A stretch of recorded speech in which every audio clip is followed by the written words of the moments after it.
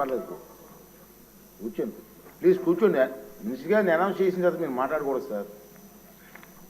అధ్యక్ష, సురేష్ గారు, మాధవి గారు, పల్లా గారు వాళ్ళు అడిగిన ప్రశ్నకు సమాధానం చెప్పే ముందల ఒకసారి చరిత్ర కూడా చూడాల్సిన అవసరం ఉంది.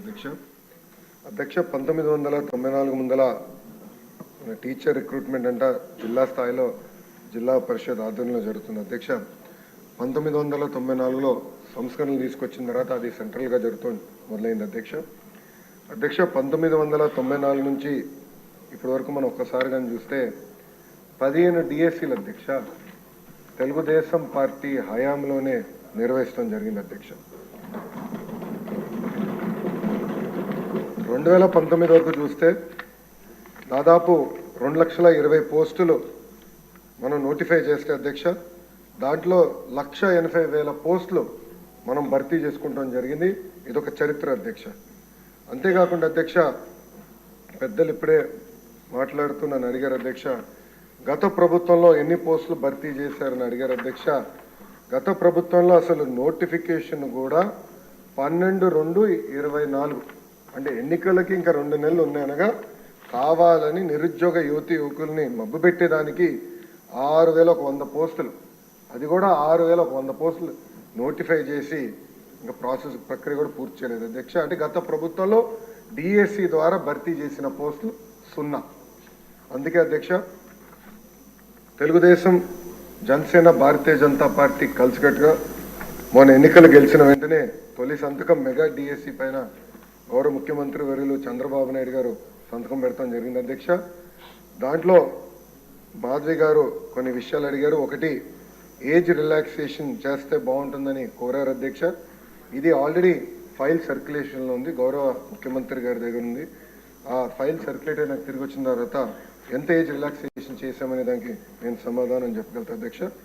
అదేవిధంగా అధ్యక్ష పల్లా శ్రీనివాస్ గారు కూడా ఎప్పటికలా ఈ డిఎస్సి ప్రక్రియ పూర్తి చేస్తానని కోరారు. కొన్ని విషయాలు లీగల్గా వెళ్ళాము. నేను అనుకుంటాం నెక్స్ట్ అకాడమిక్ ఇయర్ ప్రారంభమైన 1 నెల అటు ఇటుగా డిఎస్సి పూర్తి చేయాలనే లక్ష్యంగా మేమందరం పనిచేస్తున్నాం అధ్యక్ష. ప్రధానంగా నేను ఇక్కడ చెప్పదలుచుకుంది ఏంటంటే 1994 నుంచి డిఎస్సి పైన పడిన కేసులని వివరాలు మేము తెప్పించుకుని ఎందుకు పడింది, దానివల్ల ఎందుకు డిఎస్సి లేట్ అయింది, అది జరగకుండా పకడ్బందీగా జియో ఇవ్వాలి, నోటిఫికేషన్ ఇవ్వాలనే లక్ష్యంతో మేము పనిచేస్తున్నాం. ఎందుకంటే 1,00,000 కళలతో మన ప్రభుత్వం పైన నిరుద్యోగ యువకులు ఆశలు పెట్టుకున్నారు. ఆ ఆశలు వృధా చేయకూడదు. చిత్తశుద్ధితో డిఎస్సి నిర్వహించి ఉపాధ్యాయులు మనకి అవసరం ఉంది అధ్యక్ష. అందుకే పకడ్బందీగా ఈ కార్యక్రమం పూర్తి చేస్తాం. ఇప్పుడే సురేష్ గారు ఒక ప్రశ్న అడిగారు అధ్యక్ష, జియో 117 గురించి ఆయన ప్రశ్న అడిగారు.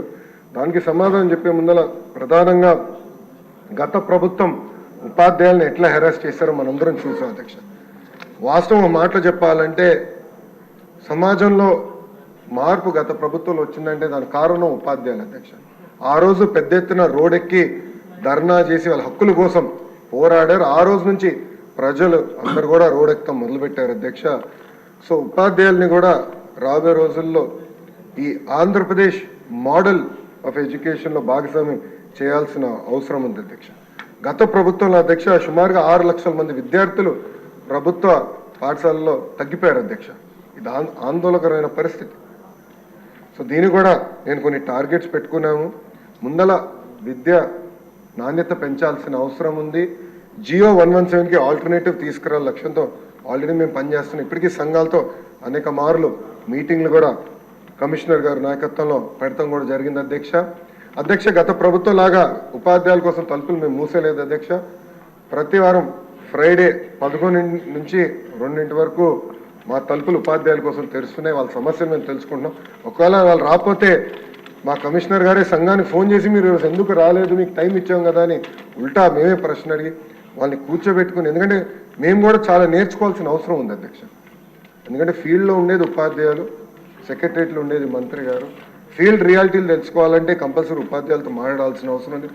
నిరంతరం మేము చర్చిస్తున్నాం. గత 5 నెలలుగా చర్చలు జరుపుతున్నాం. జియో 117కి త్వరలోనే ఒక ఆల్టర్నేటివ్ తీసుకొస్తామని ఈ సభాముఖంగా ఉపాధ్యాయులకి గౌరవ సభ్యులు సురేష్ గారు కూడా నేను హామీ ఇస్తున్నా అధ్యక్ష. ప్రధానంగా అధ్యక్ష హెరాస్మెంట్ అనేది ఉండకూడదు. ఉపాధ్యాయుల బాధ్యత పిల్లలకి చదువు చెప్తాం.